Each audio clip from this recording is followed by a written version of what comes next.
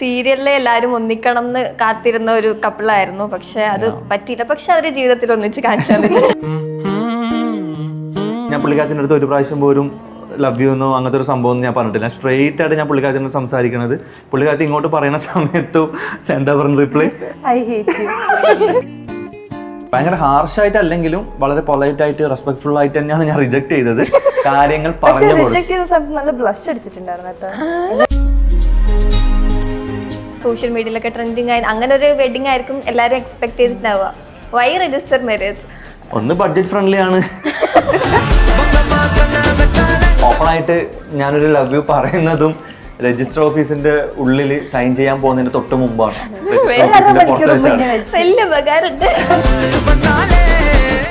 I really love you truly, madly, deeply. നിങ്ങളുടെ മാരേജിന് ശേഷം actually കുറെ സൈബർ അറ്റാക്സ് ഫേസ് ചെയ്യേണ്ടി വന്നിട്ടുണ്ട് എന്ന് തോന്നുന്നു. കാസ്റ്റിന്റെ പേരിലും പിന്നെ ഏജിന്റെ പേരിലും. നമ്മളിപ്പോ ചെയ്യുന്ന സമയത്ത് ഇങ്ങനെ പറയും, ഇങ്ങനെ ഉണ്ടാവും. മേഘ പറഞ്ഞിട്ടുണ്ട്. റിലീജിയൻ ബേസ് ആണെങ്കിലും ഏജിന്റെ ബേസ് ആണെങ്കിലും ഏറ്റവും കൂടുതൽ നമ്മൾ കേൾക്കാൻ പോകുന്നത് ഏജിന്റെ ബേസ് ആയിക്കൊന്ന് പറഞ്ഞു. അതുപോലെ തന്നെ ഏജിന്റെ ബേസ് ആണ് കൂടുതലുള്ളത്. ആക്ച്വലി എത്ര ഏജ് ഡിഫറൻസ് ആണ്? 13. ഇവിടെ ആദ്യത്തെ ഇവളുടെ ഈ കല്യാണത്തിന് ഇൻസ്പിറേഷൻ ആയിരിക്കുന്നത് നമ്മുടെ ഫഹദും നസ്രിയ എന്നുള്ള ഒരു കപ്പിൾ പരിപാടീസ് ആയിരുന്നു. അവരെയാണ് പറഞ്ഞുകൊണ്ടുണ്ടായിരുന്നത്. ആ പ്രായത്തിന്റെ എടുത്തുചാട്ടം കൊണ്ടാണ് ഇവരിങ്ങനെ ചെയ്യുന്നത്. പിന്നെ മനസ്സിലായിക്കോളും ആ ഒരു രീതിയിലാണ്. പറയുമ്പോ എടുത്തു ചാടാൻ പറ്റുന്ന കാര്യമല്ലല്ലോ. അതെ, തിരിച്ചു പോക്കില്ലല്ലോ. സോ എടുത്തു ചാടിയ ഡിസിഷൻ അല്ല ഇത്. നല്ലോണം ആലോചിച്ച് എനിക്ക് ഒരുപാട് സമയം തന്നെ ആലോചിച്ച് എടുത്തൊരു ഡിസിഷനാണ്. എന്നാലും പറയാണ് ഞങ്ങൾ ഹാപ്പി ആയിട്ട് ജീവിക്കുന്നത് പറഞ്ഞവര് കാണിച്ച് തരാടാന്നല്ല, അതേ വഴിയുള്ളൂ ഇപ്പോ.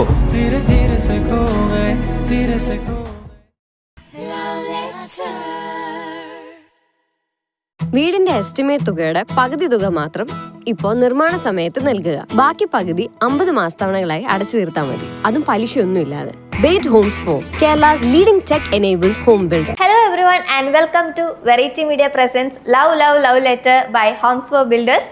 സോ ഇന്ന് നമ്മളെ കൂടെ ജോയിൻ ചെയ്യുന്നത് നമ്മുടെ സ്വന്തം ഇപ്പോൾ ട്രെൻഡിങ്ങായി നിൽക്കുന്ന നമ്മുടെ സ്വന്തം കപ്പിളായ സൽമാൻ ആൻഡ് മേഘയാണ്.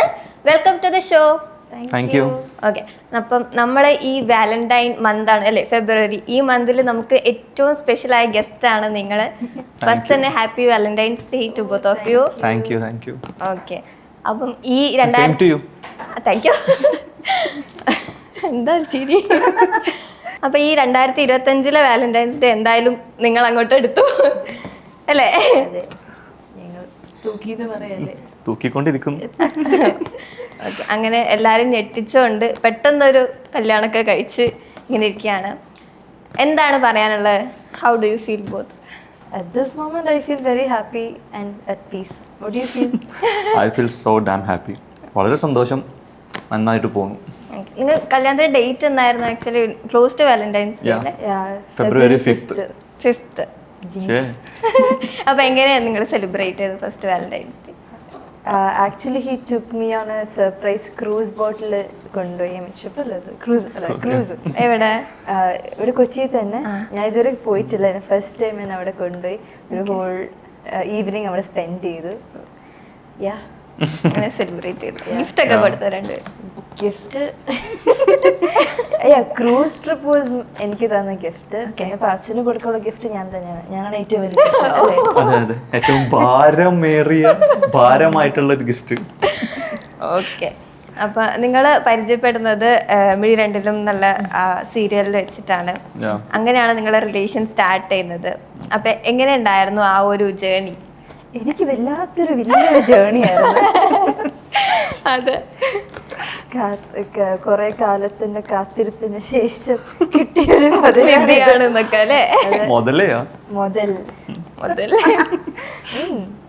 അപ്പം എന്തോ 2.5 വർഷം വരെ വെയിറ്റ് ചെയ്താണ് ഈ ഒരു അയ്യറിന്റെ കാര്യത്തിൽ അത്ര സ്പെസിഫിക് അല്ല. കാരണം ഞങ്ങള് ഇത് പറയുന്ന 2.5 വർഷം എന്ന് പറയുന്ന സമയത്ത് എല്ലാ ആൾക്കാർക്കും ഭയങ്കര ഡൗട്ടായിരുന്നു. മിഴി രണ്ടിൽ തുടങ്ങിയത് അപ്പോഴല്ലേ, അപ്പൊ മേഘക്ക് ഇത്രയാണോ ഏജ് എന്നുള്ളൊരു ഭയങ്കര ഒരു കൺഫ്യൂസിങ് ആയിട്ടുള്ള ഭയങ്കര ഒരു ചർച്ചയുണ്ടായിരുന്നു. അപ്പൊ ആക്ച്വലി ഞങ്ങൾ അപ്പൊ തന്നെ പറയുന്നുണ്ടായിരുന്നു ഇയറിന്റെ കാര്യം അത്ര എക്സാക്ട് ആയിട്ട് ഓർത്തില്ല ഞങ്ങൾ പറയുന്നത്. ഒരു 1.5-2 വർഷം എന്നുള്ള അങ്ങനെ ഒരു കണക്കിൽ പറഞ്ഞതാണത്. അതാരും അങ്ങനെ കട്ടിങ് ആയിട്ട് 2-2.5 വർഷം കാൽക്കുലേറ്റ് ചെയ്യരുത്. കാരണം ഭയങ്കര കാൽക്കുലേഷൻ ആയിരുന്നു അത്. തുടങ്ങിയത് ഇങ്ങനെയല്ലേ, അപ്പൊ ഇവർക്ക് ഇത്ര വയസ്സ്, അപ്പൊ ഇത്ര വയസ്സിൽ തുടങ്ങിയോ. ആക്ച്വലി മിഴി ടെലികാസ്റ്റ് തുടങ്ങുന്നതിന് മുമ്പേ ഇതിന്റെ പ്രീ ഷൂട്ട് ഒക്കെ തുടങ്ങിയിട്ടുണ്ടായിരുന്നു. അതിന്റെ ടെലികാസ്റ്റിന്റെ മുന്നത്തെ വർഷമാണ് ഇത് ഷൂട്ട് തുടങ്ങുന്നത്, അതിന്റെ ഓഡീഷൻ നടക്കണം, അല്ലെങ്കിൽ കാണുന്ന അറിയുന്ന. അപ്പൊ അങ്ങനെ ഞങ്ങൾ കുറെ പ്രോസസ്സ് കഴിഞ്ഞിട്ടാണ് നിങ്ങളിലേക്ക് എത്തുന്നത്. അപ്പൊ എല്ലാവരും ടെലികാസ്റ്റ് ചെയ്തത് വെച്ചിട്ടായിരിക്കാം മേ ബി കാൽക്കുലേറ്റ് ചെയ്യുമ്പോൾ അങ്ങോട്ടും ഇങ്ങോട്ടും വരും. അപ്പൊ ഈ 2.5 വർഷം എന്ന് ഉദ്ദേശിക്കുമ്പോൾ ഞങ്ങൾ ഈ മൊത്തത്തിലാണ് പറഞ്ഞത്. ഈ 2.5 വർഷം എക്സാക്ട് 2.5 എന്നല്ല, ഒരു 1.5-2 വർഷം അങ്ങനെ ഒരു കാൽക്കുലേഷനിൽ പറഞ്ഞതാണ്. അത് ഇത്ര ഓക്കെ. അപ്പൊ അങ്ങനെ സീരിയലിലെ എല്ലാരും ഒന്നിക്കണം എന്ന് കാത്തിരുന്ന ഒരു കപ്പിളായിരുന്നു. പക്ഷെ അത് പറ്റിയില്ല. പക്ഷെ അവരുടെ ജീവിതത്തിൽ ഒന്നിച്ച് കാണിച്ചു തന്നിട്ട്. ഓക്കെ. അപ്പം എല്ലാരും കാത്തിരിക്കുന്നതും നിങ്ങളുടെ ആ ഒരു ലവ് സ്റ്റോറി കേൾക്കാനായിരിക്കും. അപ്പൊ നമുക്ക് ചുരുക്കി നിങ്ങളുടെ ഒരു ലവ് സ്റ്റോറി കേട്ട് നമുക്ക് അങ്ങനെ സ്റ്റാർട്ട് ചെയ്യാം. ചുരുക്കി പറയുകയാണെങ്കിൽ എനിക്ക് ഫാമിലി കുറച്ച് ഫസ്റ്റ് തന്നെ വേണമെങ്കിൽ ആ ഒരു ഫസ്റ്റ് ലവ് തോന്നിയ ആ ഒരു മൊമെന്റിൽ വേണമെങ്കിൽ നമുക്ക് സ്റ്റാർട്ട് ചെയ്യാം അല്ലെ. എന്നുവെച്ചാൽ ഒരാളോട് ഒരു ഇഷ്ടം തോന്നുന്നെങ്കിൽ ആ ഒരാൾ നമുക്ക് പീസ് ആവണം, അല്ലെങ്കിൽ നമുക്കൊരു സന്തോഷം തരണമല്ലോ. So that was him. എനിക്ക് കുറച്ച് ഫാമിലി കുറച്ച് ഇഷ്യൂസ് ഒക്കെ ഉണ്ടായിരുന്നു. അപ്പം അതൊക്കെ ഞങ്ങൾ ആ സമയത്ത് ഞങ്ങൾ ഫ്രണ്ട്സ് ആയിരുന്നു. സോ ഞങ്ങൾ സംസാരിച്ച് എന്നെ ഭയങ്കരമായിട്ട് കൂൾ ഡൗൺ ചെയ്തു, എന്നെ ഗൈഡ് ചെയ്തും എന്നെ അഡ്വൈസ് ചെയ്തൊക്കെ നിന്ന ഒരാളാണ്. ആൻഡ് ഓഫ് കോഴ്സ് ഒരു ചെറിയൊരു എന്താണ് ഇഷ്ടം തോന്നി. ആൻഡ് ദെൻ ഇഷ്ടം ഞാൻ തുറന്നു പറഞ്ഞപ്പം എൻ്റെ അടുത്ത് പറഞ്ഞു പഠിക്കണം, പ്രായത്തിൽ തോന്നിയാണ്. ഇതൊക്കെ ഈ പ്രായത്തിൽ സർവ്വസാധാരണമാണ്. അപ്പം ഐ വാസ് ലൈക്ക് ഓക്കെ, എനിക്കും അതൊരു എന്താണ് റീസണബിൾ ആയിട്ട് തോന്നി. So I was like okay, എനിക്ക് ട്രൂ ആണെങ്കിൽ എനിക്ക് വെയിറ്റ് ചെയ്യാമല്ലോ. വെയിറ്റ് ചെയ്യാൻ പറഞ്ഞു. അല്ല, എനിക്ക് വെയിറ്റ് ചെയ്യാൻ പറഞ്ഞില്ല. എൻ്റെ അടുത്ത് എപ്പോഴും ഞാൻ ഇതായിട്ട് അപ്രോച്ച് ചെയ്യുമ്പോൾ പറയും, നീ അങ്ങനെ വെയിറ്റ് ചെയ്യൊന്നും വേണ്ട, നീ നിന്റെ കാര്യം നോക്കി പോയിക്കോ, ഇഫ് ഇറ്റ്സ് ഗോയിങ് ഓൺ നമുക്ക് നോക്കാം എന്ന രീതിയിൽ. അപ്പം പിന്നെ ഐ വാസ് ലൈക്ക് ഓക്കെ നോക്കാന്ന് പറഞ്ഞു. അങ്ങനെ ഞാൻ ഫസ്റ്റ് അപ്പം അങ്ങനെ പറഞ്ഞപ്പം ഒന്നും എന്തെങ്കിലും എന്താ ഫീൽ ചെയ്ത്? ലൈക്ക് ആദ്യം നമ്മൾ അപ്രോച്ച് ചെയ്തപ്പോ ഇങ്ങനെ അയ്യോ ഷോ അങ്ങനെ ഫീൽ ചെയ്തോ? ഞാൻ ക്വസ്റ്റ്യൻ ശ്രദ്ധിച്ചില്ല ആക്ച്വലി. ഓക്കെ. അതായത് ഇപ്പൊ പോയി പറഞ്ഞല്ലോ, തോന്നിയ ഇഷ്ടം പോയിട്ട് സൽമാന്റെ അടുത്ത് പറഞ്ഞു. അപ്പം ആള് പറഞ്ഞു എന്താ പഠിക്കണം, ആ ഒരു കാര്യമൊക്കെ ശ്രദ്ധിക്കാൻ പറഞ്ഞപ്പം എക്സ്പെക്ടേഷൻ വേഴ്സസ് റിയാലിറ്റി എന്നൊക്കെ പറഞ്ഞ പോലെ. ആക്ച്വലി ആ സമയത്ത് എൻ്റെ എക്സ്പെക്ടേഷൻ വാസ് ലൈക്ക് ഉടനെ യെസ് പറഞ്ഞില്ലെങ്കിലും maybe within 1 or 2 days yes പറഞ്ഞു. പക്ഷെ സ്ട്രേറ്റ് അവേ റിജക്ട് ചെയ്യുന്ന ഒട്ടും പ്രതീക്ഷിച്ചില്ല ഞാൻ. പിന്നെ ഈ പഠിത്തത്തിന്റെ കാര്യം അങ്ങനത്തെ ഒക്കെ പറയുന്ന ഐ മീൻ ഉണ്ടാകും, പക്ഷെ ഇങ്ങനെ പറയുന്നത് എനിക്ക് അറിയില്ല. ശശിയായിപ്പോയി ആ മൊമെന്റില്. എന്നിട്ട് പിന്നെ നിങ്ങളെ ഫ്രണ്ട്സ് ആയിട്ട് തന്നെ കണ്ടിന്യൂ ചെയ്തു? ഫ്രണ്ട്സ് ആയിട്ട് തന്നെ കണ്ടിന്യൂ ചെയ്തു. പിന്നെ കൂടെ തന്നെ ഉണ്ടായിരുന്നു, അങ്ങോട്ടും സപ്പോർട്ട് ഇങ്ങോട്ടും സപ്പോർട്ടിനൊക്കെ ഉണ്ടായിരുന്നു. ആൻഡ് ദെൻ ലേറ്റർ ഓൺ അങ്ങനെ ഡെവലപ്പായി ലാസ്റ്റ് കെട്ടാന്ന് പറഞ്ഞു. ഇങ്ങനെ പെട്ടെന്നൊരു നിമിഷത്തിൽ ഓക്കെ. അല്ല, ഞാൻ പറഞ്ഞ പോലെ ഈ പുള്ളിക്കാരി ഇത് പറയുന്ന സമയത്താണെങ്കിലും എനിക്കും അതിൻ്റെ മുമ്പ് അതിൻ്റെ കുറേ മുമ്പ് ഒരു ബ്രേക്കപ്പ് ഇഷ്യൂസൊക്കെ കഴിഞ്ഞിട്ട് ഞാൻ അങ്ങനെ നിൽക്കുമ്പോൾ ഞാൻ മുമ്പ് പറഞ്ഞ പോലെ തന്നെ എനിക്ക് ഒരു ലക്കില്ലാത്തൊരു ഫാക്ടറാണെന്ന് തോന്നി ലവ് ലൈഫ്. അപ്പം അങ്ങനെ ഞാൻ വിചാരിച്ചു, എല്ലാം മുമ്പ് കുറേ അടുത്ത് പറഞ്ഞതാണ്, ഞാൻ സിഗ്മ അടിച്ച് നടക്കുന്നു, ഇതുപോലെ സിംഗിളായിട്ട് നമുക്കത് പറ്റാത്തൊരു കാര്യമാണ്, സിംഗിളായിട്ട് സിഗ്മ അടിച്ച് നടക്കാമെന്നൊക്കെ വിചാരിച്ച് നിൽക്കുകയായിരുന്നു. പുള്ളിക്കാരത്തി ഇങ്ങനൊരു സംഭവം പറഞ്ഞപ്പോൾ ഞാൻ പറഞ്ഞു ഏജിൻ്റെ ആയിരിക്കും, അല്ലെങ്കിൽ ഈ ഒരു ടൈം കിട്ടാത്തൊരു സപ്പോർട്ട് നമുക്ക് ഒരാളിൽ നിന്ന് കിട്ടുമ്പോൾ നമുക്കൊരു സ്പെഷ്യാലിറ്റി ഫീൽ ചെയ്യുമല്ലോ, അതങ്ങനെ ആയിരിക്കും. അപ്പോൾ നീ പഠിച്ച് നിന്റെ കാര്യങ്ങളൊക്കെ ആയിട്ട് മുമ്പോട്ട് പോകും, എന്നിട്ട് നമുക്ക് ഇത് പോകെ എങ്ങനെയാന്ന് നോക്കിയിട്ട് മീൻസ് എന്ന് വിചാരിച്ചിട്ട് നീ അതിനായിട്ട് വെയിറ്റ് ചെയ്യണ്ട. കാരണം അങ്ങനെ ഒരു സംഭവം അതായത് പിന്നീട് നോക്കാം, അല്ലെങ്കിൽ പിന്നീട് നമുക്ക് അതിനെക്കുറിച്ച് ചിന്തിക്കാമെന്ന് പറഞ്ഞാൽ അതിനെക്കുറിച്ച് വെയിറ്റ് ചെയ്ത് നിൽക്കുമെന്ന് എനിക്കും തോന്നി. അപ്പോൾ ഞാൻ പറഞ്ഞു, ഒന്നും നീ ചിന്തിക്കണ്ട, നീ നിന്റെ പഠിത്തം, നിനക്ക് നല്ലൊരു കരിയർ ഉണ്ട്, നല്ലൊരു ആക്ടിങ് പരിപാടീസ് ഉണ്ട്, നന്നായിട്ട് പഠിക്കുന്നുണ്ട്, അപ്പോൾ ഇതൊക്കെ ആയിട്ട് മുമ്പോട്ട് പോകും. ഒരു ഡിഗ്രി എടുക്ക്. ഞാൻ എപ്പോഴും മുമ്പ് ഞാൻ എല്ലാവരുടെ അടുത്തും പറയുന്ന കാര്യമാണ്, നമുക്ക് എപ്പോഴും നമ്മുടെ കയ്യിലുണ്ടാവുന്ന ഒരു പവർഫുൾ ടൂളാണ് നമ്മുടെ എഡ്യൂക്കേഷൻ. അത് നീ ആദ്യം നേട്. അതൊക്കെ നേടിയിട്ട് നീ മുമ്പോട്ട് പോകുന്ന സമയത്ത് നിനക്ക് എന്താണോ തോന്നണേ, നിന്റെ ഹാപ്പിനെസ് എന്താണോ, നിനക്ക് എന്താണോ, ആരെയാണോ വേണമെന്ന് തോന്നുന്ന സന്തോഷം എന്താണോ, ആ സമയത്ത് നിനക്ക് എന്നെ ഓർമ്മയുണ്ടെങ്കിൽ നമുക്ക് അപ്പം നോക്കാം എന്ന് വിചാരിച്ചിട്ട് നീ അതും വിചാരിച്ച് നിൽക്കരുത്. കാരണം അതൊരു ടാർഗറ്റ് ചെയ്ത് വെച്ചാൽ പിന്നെ അത് ഒരു വാശി, ചിലപ്പോൾ ആ ഒരു ഏജിന്റെ വാശി അങ്ങനെയൊക്കെ തോന്നാം. ഓ, ഞാൻ പറഞ്ഞിട്ട് അങ്ങനെ പറഞ്ഞല്ലോ, അതുകൊണ്ട് എനിക്ക് കാണിക്കണമെന്ന് തോന്നരുത്. ഫീൽ ഫ്രീ, മുമ്പോട്ട് പോകും, നിന്റെ ഹാപ്പി നിന്റെ ചിരി കളിയൊക്കെ ആയിട്ട് അങ്ങോട്ട് മുമ്പോട്ട് പോകും, എന്നിട്ട് നമുക്ക് പിന്നെന്താണോ നിനക്ക് തോന്നുന്നത് അങ്ങനെ നോക്കാൻ വിചാരിച്ചു. ഓക്കെ. അപ്പൊ നിങ്ങളത് ഇപ്പൊ ഫസ്റ്റ് ടൈം ഇങ്ങനെ പറഞ്ഞു, അതിനുശേഷം നിങ്ങൾ ഇതിനെ പറ്റി ഡിസ്കസ് ചെയ്തിട്ടുണ്ടായിരുന്നു? ലൈക്ക് ഈ ഒരു കല്യാണം തീരുമാനിക്കുന്നതിന് മുന്നേ? അഫ്കോഴ്സ് ഇടയ്ക്കിടയ്ക്ക് ഞാൻ ഓർമ്മിപ്പിക്കാറുണ്ട്. റിമൈൻഡർ ഇടയ്ക്കിടയ്ക്ക് ഓർമ്മിപ്പിക്കുന്നില്ല, എനിക്ക് നിന്നെ ഇഷ്ടമാണ്, അത് ഓക്കെ. അപ്പൊ സൽമാൻ എങ്ങനെയായിരുന്നു ആക്ച്വലി ഫസ്റ്റ് ടൈം ഇത് പറയുമ്പോ മേഘന്റെ അടുത്തുള്ള ആ ഒരു ഇതെങ്ങനെയായിരുന്നു? ഞാൻ പറഞ്ഞല്ലോ, ഞാൻ ഭയങ്കര ഹാർഷായിട്ട് അല്ലെങ്കിലും വളരെ പൊളൈറ്റ് ആയിട്ട് റെസ്പെക്ട്ഫുൾ ആയിട്ട് തന്നെയാണ് ഞാൻ റിജക്ട് ചെയ്തത്. കാര്യങ്ങൾ പറഞ്ഞു റിജക്ട് ചെയ്ത സമയത്ത് നല്ല ബ്ലഷ് അടിച്ചിട്ടുണ്ടായിരുന്നു കേട്ടോ. അത് ഷൂട്ടിന് റെഡി ആക്കുന്നതടി. അപ്പോൾ ഞാൻ അങ്ങനെ അത് പറഞ്ഞിട്ട് ഞാൻ പറഞ്ഞില്ല, പൊളൈറ്റ് ആയിട്ട് റെസ്പെക്ട്ഫുൾ ആയിട്ടാണ് ഞാൻ കാര്യങ്ങൾ പറഞ്ഞ് മനസ്സിലാക്കിയതാണ്. ഹേർട്ട് ചെയ്തിട്ടില്ല. പിന്നെ ഡീൽ ചെയ്ത രീതി എനിക്ക് ഭയങ്കര ഇഷ്ടപ്പെട്ടു. ഞാൻ എന്ത് ചെയ്താലും നന്നാവും, അതാണ് എൻ്റെ പ്രശ്നം. എന്നിട്ട് അങ്ങനെ അങ്ങനെ മുമ്പോട്ട് പോയതാണ്. പിന്നെ പുള്ളിക്കാരത്തി ഞാൻ പറഞ്ഞില്ലേ, എന്തുണ്ടെങ്കിലും എൻ്റെ അടുത്ത് ചർച്ച ചെയ്യും, ഞാൻ അതിനെ നല്ല കാര്യങ്ങൾ പറഞ്ഞു കൊടുക്കും, സപ്പോർട്ട് ചെയ്യും, നല്ല കാര്യങ്ങൾ പറഞ്ഞു കൊടുക്കും, പ്രശ്നം ഉണ്ടെങ്കിൽ അതും പറഞ്ഞു കൊടുക്കും. തിരിച്ച് അതുപോലെ തന്നെ പുള്ളിക്കാരത്തിൻ്റെ ഓരോരോ കാര്യത്തിലുള്ള പെർസെപ്ഷൻ എനിക്ക് ഭയങ്കര ഇഷ്ടമാണ്. ഓരോരോ കാര്യങ്ങളെ കുറിച്ചിട്ട് ഇപ്പോൾ നമ്മളൊരു കാര്യം സംസാരിക്കുകയാണെങ്കിൽ, അല്ലെങ്കിൽ ഒരു കാര്യം ഡിസ്കസ് ചെയ്യുന്ന സമയത്ത് അതിൻ്റെ ഭയങ്കര ഡീപ്പായിട്ടുള്ള പോസിറ്റീവും നെഗറ്റീവും പറയാൻ ഭയങ്കര കഴിവാണ്. അപ്പം നമ്മൾ ചിന്തിക്കാത്ത ചിലപ്പോൾ പോയിന്റ്സ് ഒക്കെ അതിലുണ്ടാവും. അപ്പം നമുക്ക് അതിനെക്കുറിച്ച് ഡീറ്റെയിൽ ആയിട്ട് ചിന്തിക്കാനും, ഇപ്പോൾ ഒരു കാര്യം നമ്മൾ തീരുമാനിക്കണമെങ്കിൽ ആളടുത്ത് ചർച്ച ചെയ്താൽ നല്ല ക്ലിയർ ആയിട്ട് ഒരു പിക്ചർ കിട്ടും. ബുദ്ധി ഇല്ലെങ്കിലും ബുദ്ധി ഉള്ളത് കുറച്ച് നൈസ് ബുദ്ധിയാണ്, കുറവാണെങ്കിലും. അപ്പൊ കാര്യം അങ്ങനത്തെ കുറെ ഹെൽപ്പും കാര്യങ്ങളൊക്കെ ചെയ്യാറുണ്ട്. എന്ത് ചർച്ച ചെയ്താലും നല്ലൊരു സജഷൻ തരും. അപ്പൊ അങ്ങനെ ആ ഒരു ഫ്രണ്ട്ഷിപ്പ് നല്ലോണം ഡെവലപ്പ് ചെയ്ത് പോകുന്നുണ്ടായിരുന്നു. അപ്പൊ അതിന്റെ കൂട്ടത്തിൽ പുള്ളിക്കാരുടെ ഇഷ്ടവും കൂടി വരുന്നുണ്ടായിരുന്നു. പിന്നെ ഞാൻ തീരുമാനിക്കുന്ന സമയത്ത് ഒരു ഇഷ്ടം എന്നുള്ളൊരു സാധനത്തിലേക്ക് അല്ലാണ്ട് ഞാൻ സ്ട്രെയിറ്റ് കല്യാണ കാര്യത്തിലേക്കാണ് പോയത്. അതായത് ഞാൻ പുള്ളിക്കാരത്തിൻ്റെ അടുത്ത് ഒരു പ്രാവശ്യം പോലും ലവ് യു എന്നോ അങ്ങനത്തെ ഒരു സംഭവം ഞാൻ പറഞ്ഞിട്ടില്ല. സ്ട്രെയിറ്റ് ആയിട്ട് ഞാൻ പുള്ളിക്കാരത്തിനോട് സംസാരിക്കുന്നത്. പുള്ളിക്കാരത്തി ഇങ്ങോട്ട് പറയുന്ന സമയത്തും എന്താ പറയുക റിപ്ലൈ, ഐ ഹേറ്റ് യു.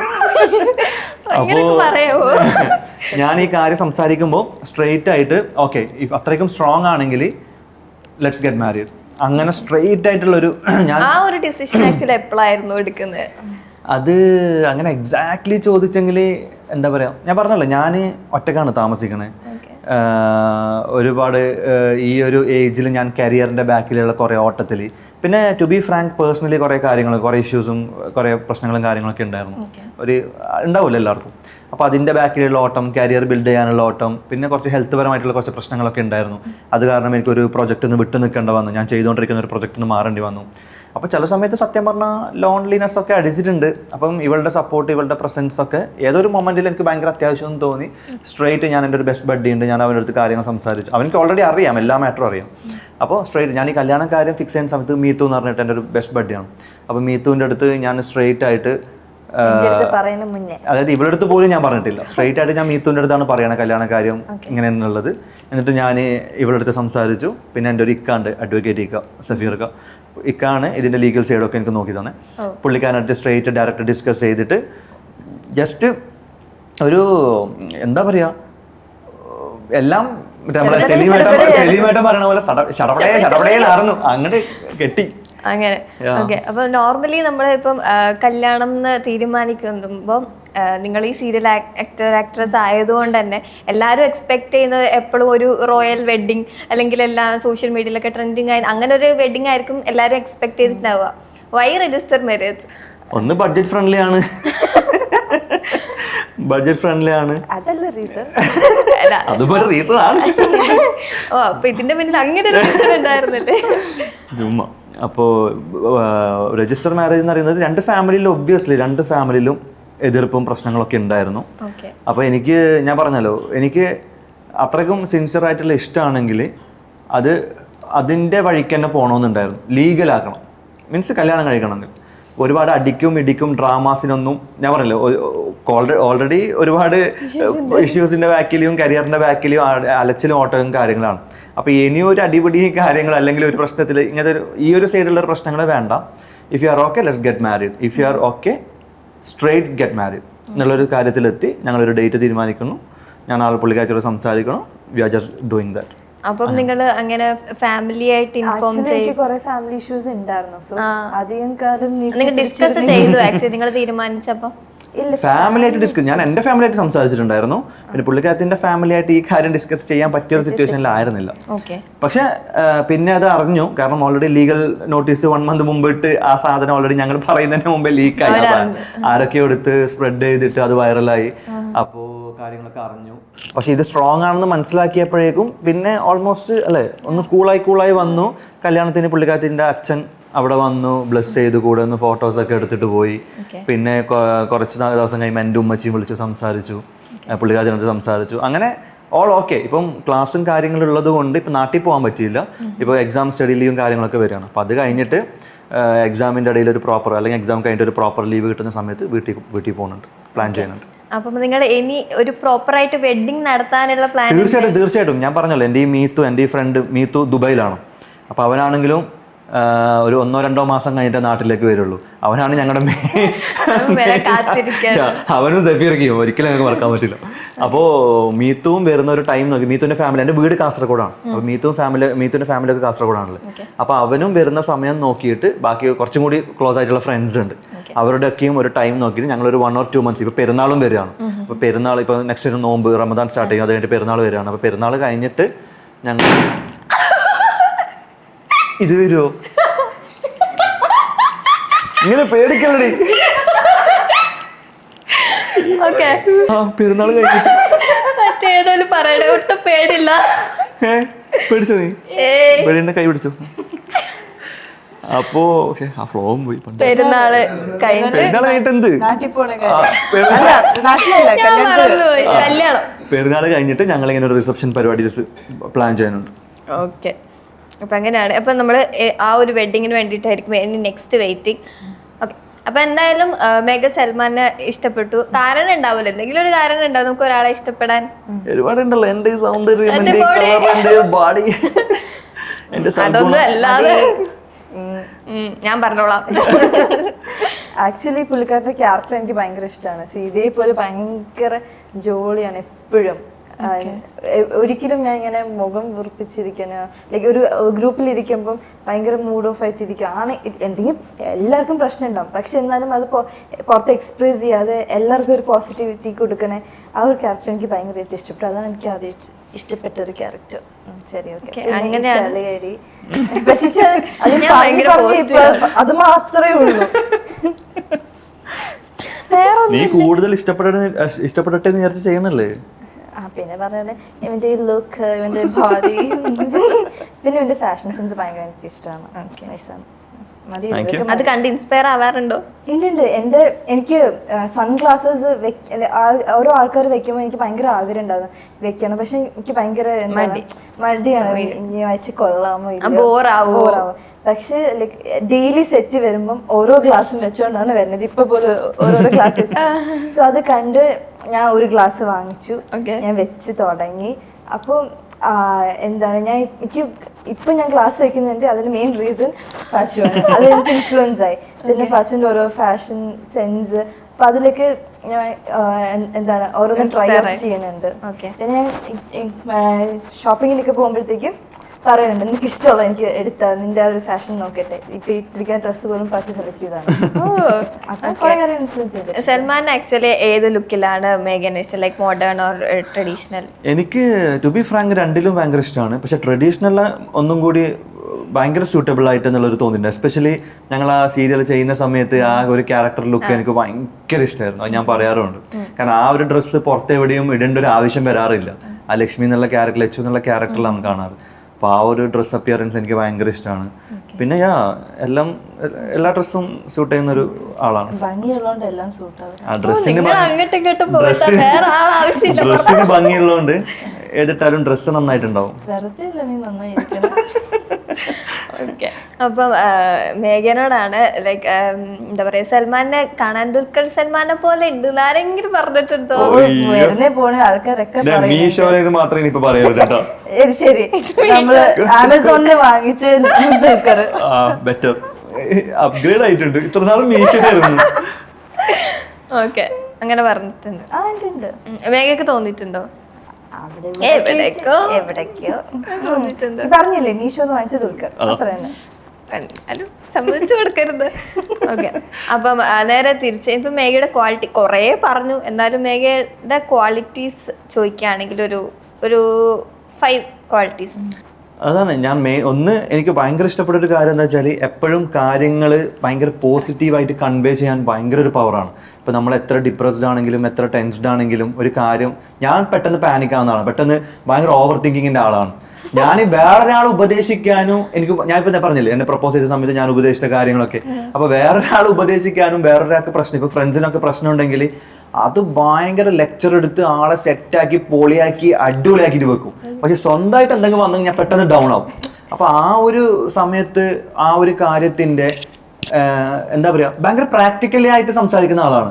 അതായത് ഇപ്പോൾ ഇങ്ങനെ ഒരു കാര്യം വന്നെങ്കിൽ നമ്മളിപ്പോൾ ചില ആൾക്ക് ഇപ്പോൾ എന്തെങ്കിലും ഒരാൾക്ക് ഒരു പ്രശ്നം വന്നെങ്കിൽ നമ്മൾ ചില സമയത്ത് അവരുടെ അടുത്ത് എടാ കുഴപ്പമില്ല അത് ശരിയാവുന്നു ഭയങ്കര ഫോർമാലിറ്റി ആയിട്ട് ജനറലി പറയുന്ന ഒരു സാധനമാണ്. പക്ഷെ പുള്ളിക്കാരത്തി എങ്ങനെയാണെന്ന് വെച്ചെങ്കിൽ ഒരു പ്രശ്നം ഉണ്ടെങ്കിൽ പച്ചക്ക അതിനിതാ ഇങ്ങനെയുണ്ട് അതിനിങ്ങനെയുണ്ട്, അപ്പോൾ ഇങ്ങനെ ചെയ്ത് നമുക്ക് ഇങ്ങനെ കിട്ടുന്നുണ്ടല്ലോ. അതായത് അതിന്റെ പോസിറ്റീവ് സൈഡ് നെഗറ്റീവ് പറയെങ്കിലും പോസിറ്റീവ് സൈഡ് ഹൈലൈറ്റ് ചെയ്തിട്ട് നമ്മളെ കൊണ്ട് ആ പോസിറ്റീവിലേക്ക് എത്തിക്കും. അതൊരു വല്ലാത്തൊരു എന്താ പറയാ എനിക്ക് ഭയങ്കര അത് പ്രാക്ടിക്കലായിട്ട് ഇംപ്ലിമെന്റ് ചെയ്തതാണ്. തീർച്ചയായിട്ടും ഭയങ്കരത്തിലുള്ള ആ ഒരു അപ്രോച്ച് എനിക്ക് ഭയങ്കര ഇഷ്ടമാണ്. പിന്നെ അത്യാവശ്യം നന്നായിട്ട് ഇപ്പം കുക്ക് ചെയ്യുന്നുണ്ട്. അത് ഹെൽത്തി ഫുഡാണ്, കുറെ ഒരുപാട് പിന്നെ മസാല പരിപാടീസ് അങ്ങനെയൊന്നുമല്ല, നല്ല ബോയിൽ ചെയ്ത് അല്ലെങ്കിൽ ഭയങ്കര ഹെൽത്തി ആയിട്ടുള്ള അങ്ങനത്തെ ഒരു ഫുഡ് ഐറ്റം.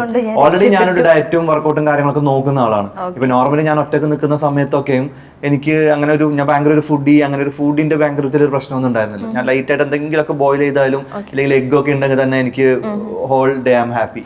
അപ്പോൾ അത് എനിക്കും വേണ്ടിയിട്ട് എന്നുള്ളതിൽ പുറമെ പുള്ളിക്കാരത്തിന്റെ ഒരു ഇൻട്രസ്റ്റും അങ്ങനെ തന്നെ ഒരു ഹെൽത്തി കുക്കിംഗ് ടൈപ്പ് ആയതുകൊണ്ട് ഭയങ്കര കംഫർട്ടബിൾ ആണ്.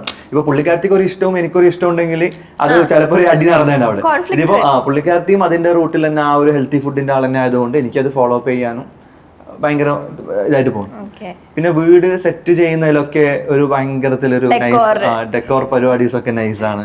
ഒരു എല്ലാത്തിനും ഒരു അസ്തെറ്റിക് ടച്ച് അല്ലെങ്കിൽ ഒരു അങ്ങനെ ഒരു ബ്യൂട്ടി പരിപാടീസ് ഒക്കെ ഉണ്ട് എല്ലാത്തിലും, അതൊക്കെ ഭയങ്കര ഇഷ്ടമാണ്. പിന്നെ എന്താ പറയാ ലുക്കിന്റെ കാര്യം പറയണോ? മേഘ വെക്കണതിൽ ഏറ്റവും ഇഷ്ടപ്പെട്ട ഒരു ഫുഡ് ഐറ്റം ഏതാ ഇത്രയും ദിവസം? ടു ബി ഫ്രാങ്ക് ഭയങ്കര സിമ്പിൾ ആയിട്ട് പറയുകയാണെങ്കിൽ ഒരു ഓംലേറ്റ് ഉണ്ടാക്കും. ഈ ഓംലേറ്റ് എന്തോ ചീസൊക്കെ വെച്ചിട്ട് അല്ലേ, ചീസ് ഓംലേറ്റ്. ഞാൻ പേരിട്ടില്ല. ചീസൊക്കെ വെച്ചിട്ട് എന്തോ ഒരു ഹാഫ് ബോയിലൊക്കെ ചെയ്തിട്ടുള്ള ഒരു പ്രത്യേക ടൈപ്പ് ബോയിലിങ്ങിന്റെ ഒരു പരിപാടിയാണ് അത്. അതായത് എക്സ്ട്രാ ബോയിൽ ചെയ്താലും അത് കൊളാവും, അത്ര തന്നെ ബോയിൽ ആയില്ലെങ്കിലും അത് കൊളാവും. ഒരു ഹാഫ് ബോയിൽ പരിപാടിയാണ്, പക്ഷെ അതിൽ കറക്റ്റ് ക്വാണ്ടിറ്റിയിൽ ചീസൊക്കെ ജസ്റ്റ് ഒന്ന് ആഡ് ചെയ്തിട്ട് ഒരു ജ്യൂസി പേസ്റ്റി ടൈപ്പ് ആക്കിയിട്ട് കിട്ടും. അതെന്റെ ഭയങ്കര ഫേവറേറ്റ് ആണ്. വെറൈറ്റി മീഡിയന്റെ പ്രേക്ഷകർക്ക് വേണ്ടിയിട്ട് ആ ഒരു റെസിപ്പി ഇവിടെ ഷെയർ ചെയ്താൽ മില്ലതടിക്കും.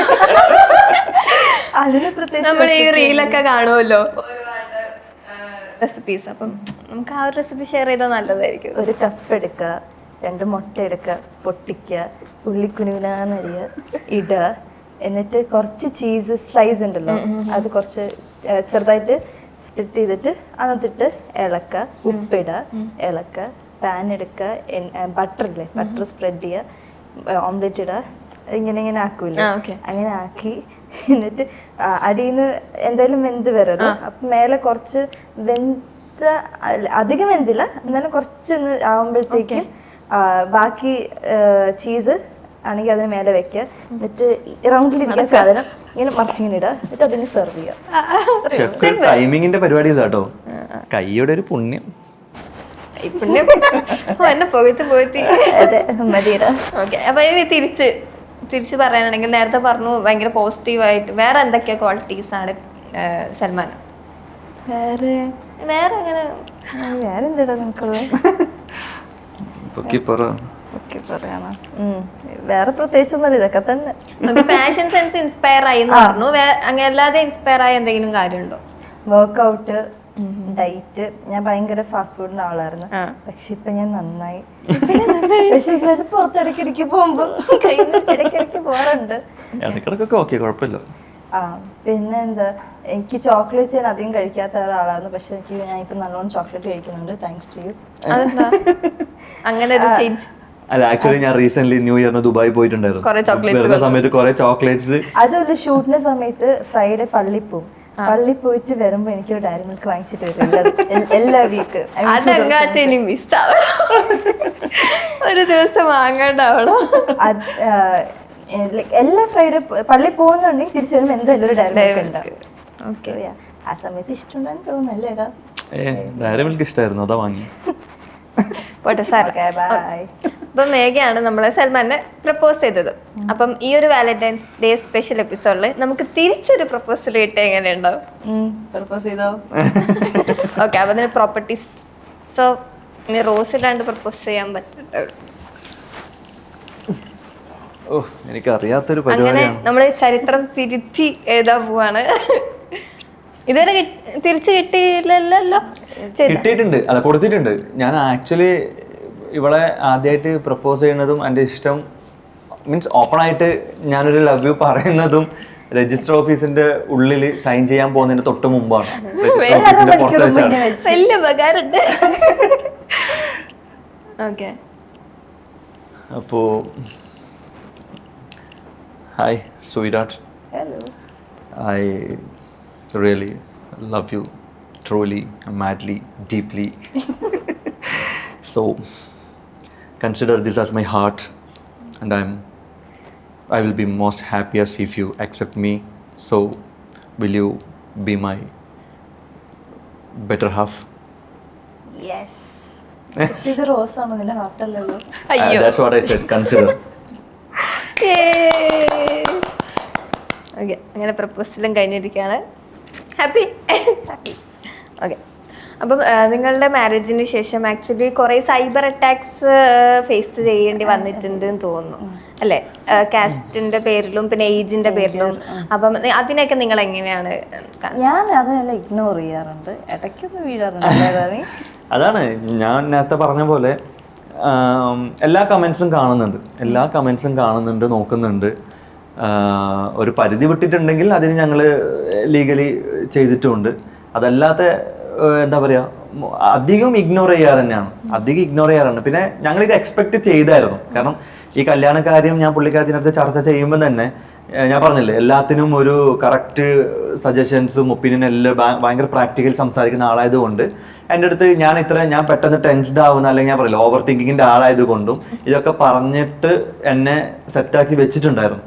അതായത് നമ്മളിപ്പോൾ ചെയ്യുന്ന സമയത്ത് ഇങ്ങനെ പറയും, ഇങ്ങനെ ഉണ്ടാവും. മേഘ പറഞ്ഞിട്ടുണ്ട്.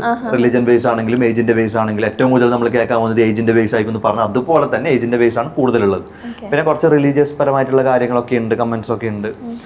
ഇപ്പം എടുക്കാൻ പഠിച്ചു, കാണാൻ പഠിച്ചു, നോക്കുന്നു, വിടുന്നു. ഇപ്പൊ എത്രയും ഭയങ്കരത്തിൽ മോശം ഉണ്ടെങ്കിൽ നമുക്ക് ഡിലീറ്റ് ചെയ്യാനുള്ള ഓപ്ഷൻ ഉണ്ടല്ലോ. എല്ലാവർക്കും എന്താണ് ഒപ്പീനിയൻ പറയാൻ പറ്റും, പക്ഷെ ആണെങ്കിൽ അവർ പറയുന്ന ഒപ്പീനിയൻ നമ്മൾ പേഴ്സണൽ ലൈഫിൽ എഫക്റ്റ് ചെയ്യുന്നുണ്ടെങ്കിൽ അത് നമ്മൾ റിമൂവ് ചെയ്യുന്നതാണ് ഏറ്റവും നല്ലത്. സോ എന്താണ് ഭയങ്കര മോശം കമൻസ് ആണെങ്കിൽ ഒന്നെങ്കിൽ നമ്മൾ ഇത് പറഞ്ഞ ലീഗലി നമ്മൾ മൂവ് ചെയ്യാറുണ്ട്, അല്ലെങ്കിൽ പിന്നെ അത് ഡിലീറ്റ് ചെയ്യാറുണ്ട്. നമുക്ക് നല്ലത് പോരെ, എന്തിനാണ് ഡിലീറ്റ് ചെയ്യാനുള്ള ഓപ്ഷൻ അവിടെ ഉണ്ടല്ലോ. അപ്പൊ ഇതിന്റെയൊക്കെ കാരണം ഓരോന്നിന്റെയും ബാക്കിലെ പോവാന്നുണ്ടെങ്കിൽ പിന്നെ ഞങ്ങൾക്ക് എവിടെയാ ടൈം ബാക്കി കാര്യങ്ങൾക്ക്?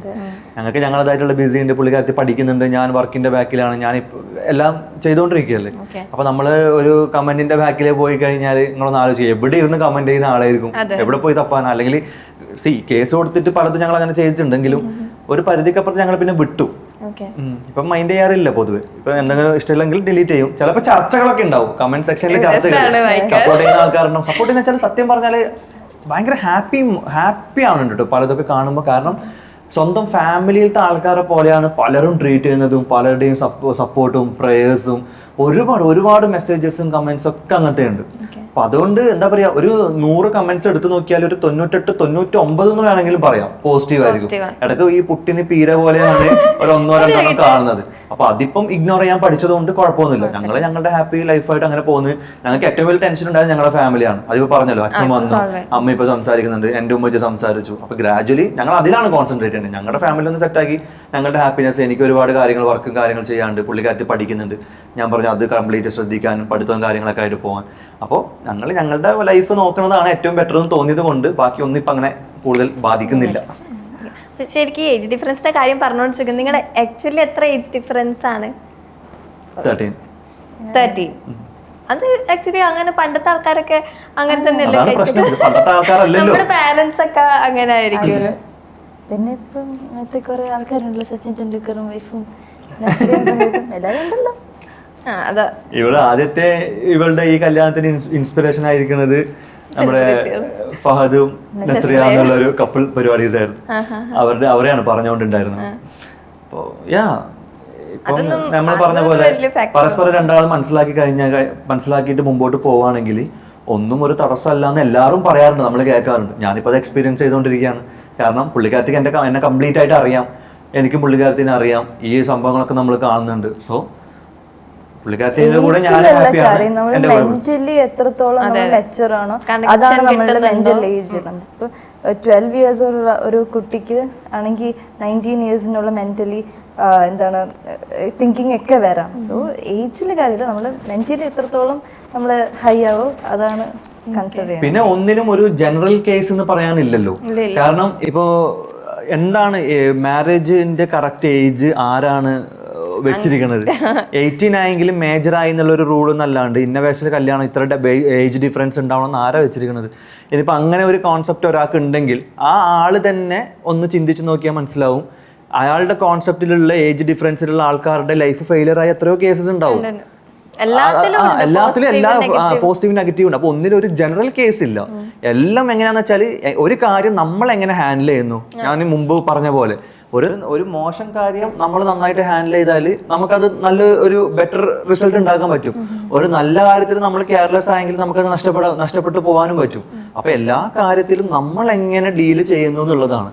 ഇത് ഞങ്ങൾ നൈസായിട്ട് ഡീൽ ചെയ്യുന്നുണ്ടെങ്കിൽ we are so damn happy and we are going on. Social മീഡിയയിൽ പറയുന്നത് ഇങ്ങനെ ലൈക്ക് എന്താ ഏജിന്റെ ആ പ്രായത്തിന്റെ എടുത്തുചാട്ടം കൊണ്ടാണ് ഇവരിങ്ങനെ ചെയ്യുന്നത്, പിന്നെ മനസ്സിലായിക്കോളും ആ ഒരു രീതിയിലാണ്. പറയുമ്പോ എടുത്തു ചാടാൻ പറ്റുന്ന കാര്യമല്ലല്ലോ, തിരിച്ചു പോക്കില്ലല്ലോ. സോ എടുത്തു ചാടിയ ഡിസിഷൻ അല്ല ഇത്. നല്ലോണം ആലോചിച്ച് എനിക്ക് ഒരുപാട് സമയം തന്നെ ആലോചിച്ച് എടുത്തൊരു ഡിസിഷനാണ്. സോ എടുത്തുചാട്ടമല്ല, and I don't regret it. I'm very happy with my decision. മാത്രമല്ല ഇപ്പം ഞങ്ങൾ എന്ത് പറഞ്ഞാലും അതൊരു ഫിലിമി അല്ലെങ്കിൽ ചീസി ഡയലോഗ് ആവും. ഞങ്ങൾക്ക് ആകെ ചെയ്യാനുള്ള ഒരു കാര്യം ആരെയും ബോധിപ്പിക്കാൻ പോലും അല്ല, എന്നാലും പറയാണ് ഞങ്ങൾ ഹാപ്പി ആയിട്ട് ജീവിക്കുന്നത് കാണിച്ചു തരാടാന്നല്ല, അതേ വഴിയുള്ളൂ. ഇപ്പൊ കണ്ടോളൂ എന്ന് പറയാൻ വഴിയുള്ളൂ. അതെ അതെ തീർച്ചയായിട്ടും. അപ്പൊ നിങ്ങളുടെ കല്യാണത്തിന് ഈ സീരിയലിലെ സെറ്റില് ആരൊക്കെയായിരുന്നു നിങ്ങളെ സപ്പോർട്ട് ചെയ്യാൻ ഏറ്റവും കൂടുതൽ ആരെങ്കിലും ഉണ്ടായിരുന്നോ? ഇതാർക്കും ഞങ്ങൾ ഫസ്റ്റ് പോസ്റ്റ് ഇടുന്ന സമയത്താണ് ഞങ്ങളുടെ കൂടെ നടന്ന ആൾക്കാർ പോലും അറിയുന്നത്. അപ്പോഴും എല്ലാവരും വിചാരിക്കുന്നത് ഇത് പുതിയ പ്രൊജക്ട് എന്നാണ്. ഒരു മിസ്റ്റേക്ക് പറ്റിയ എന്താണെന്ന് വെച്ചാൽ നമ്മള് കഴിഞ്ഞത് പറഞ്ഞ പോലെ പുള്ളിക്കാരത്തി പോസ്റ്റ് ഇടേണ്ട ഫോട്ടോസ് റെഡിയാക്കിയിട്ട് ക്യാപ്ഷൻ ടൈപ്പ് ചെയ്ത് വെച്ചു, സെപ്പറേറ്റ് ഒരു നോട്ട് പോലെ ടൈപ്പ് ചെയ്ത് വെച്ചു. എന്നിട്ട് കോപ്പി അടിച്ച് കട്ട് പേസ്റ്റ് അടിക്കുമല്ലോ, കട്ടടിച്ചിട്ട് ഇപ്പുറത്ത് ഇൻസ്റ്റാഗ്രാമിൽ വന്നിട്ട് ഇത് പോസ്റ്റ് ചെയ്തിട്ട് ഈ ക്യാപ്ഷൻ പേസ്റ്റ് ചെയ്യാൻ മറന്നുപോയി.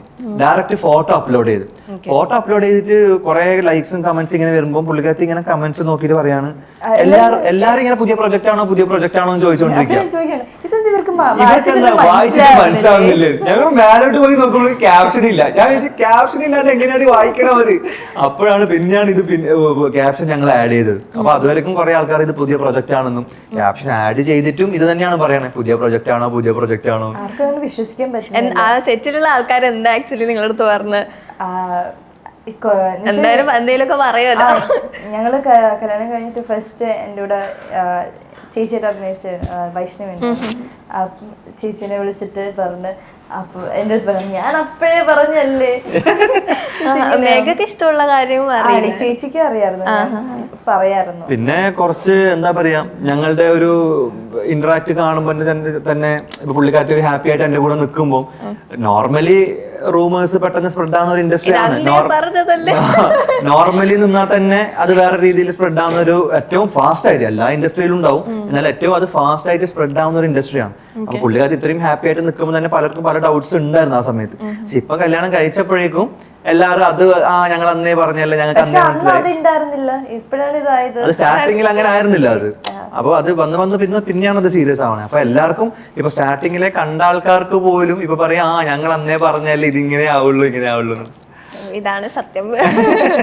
ഓക്കെ, അപ്പൊ നിങ്ങൾ സെറ്റിൽ ഇപ്പൊ എന്തായാലും കുറെ മെമ്മറീസ് നിങ്ങൾക്ക് ഓർത്തെടുക്കാനുണ്ടാവും. അപ്പൊ അതിൽ ഏതെങ്കിലും ഒന്ന് ഫണ്ണായിട്ടോ അല്ലെങ്കിൽ ലൗഡായിട്ടോ ഉള്ള ഏതെങ്കിലും ഒരു മെമ്മറി ഷെയർ ചെയ്യാനുണ്ടെങ്കിൽ എന്തെങ്കിലും ഒരു ഫണ്ണായാലും കുഴപ്പമില്ല. എനിക്ക് ഓർമ്മയുണ്ട്, ലൈക്ക് എനിക്ക് സബ്വേ ഭയങ്കര ഇഷ്ടമാണ്. അപ്പൊ ഇതേപോലെ ഫ്രൈഡേ പള്ളി പോകാറുണ്ട്. ഞങ്ങള് ചിത്രാഞ്ജലി സ്റ്റുഡിയോയിലാണ് ഷൂട്ട്. ഇപ്പൊ പള്ളി കുറച്ച് ഡിസ്റ്റൻസ് ഉണ്ട്. അപ്പം ഉച്ചയ്ക്ക് ഞങ്ങൾ ബ്രേക്കിന്റെ സമയത്താണ് പശു പള്ളി പോണേ. അപ്പൊ നമ്മൾ ഫുഡ് കഴിക്കും, പള്ളി പോകും. ആ സമയത്ത് പള്ളി പോയി കഴിഞ്ഞ് എനിക്ക് സർപ്രൈസ് ആയിട്ട് അത്രയും ഡിസ്റ്റൻസ് കുറച്ചും കൂടി പോയി എമോജിയിലല്ലേ മോൾ ഓഫ് ട്രാവൻകൂറിൽ പോയി എനിക്ക് വേണ്ടി സബ്വേ വാങ്ങിച്ച് ഓടി വന്ന് എനിക്ക് ഗിഫ്റ്റ് ചെയ്തതെന്ന് വെച്ചാൽ അത്രയും ഭയങ്കര റിസ്കി സാധനമാണ്. ഷൂട്ട് ലേറ്റ് ആവാം, ഫുഡ് കഴിച്ചിട്ടില്ല, അത്രയും ദൂരം പോയി കഴിഞ്ഞാൽ ചിലപ്പോൾ എന്തെങ്കിലും ഇഷ്യൂസ് ആവാം, ഒക്കെ റിസ്ക് എടുത്ത് എനിക്ക് സബ്വേ ഇഷ്ടമാണെന്ന് പറഞ്ഞ് എനിക്ക് വാങ്ങിച്ചിട്ട് വന്ന ഒരു പുള്ളിയാണ്. അതാണ് ഇത്ര വർഷം കാത്തി എന്തായാലും ഒരു ഹോപ്പ് ഉണ്ട് അല്ലെ. റിജക്ട് ചെയ്യും, പക്ഷെ ഞാൻ എല്ലാം ചെയ്തു തരും.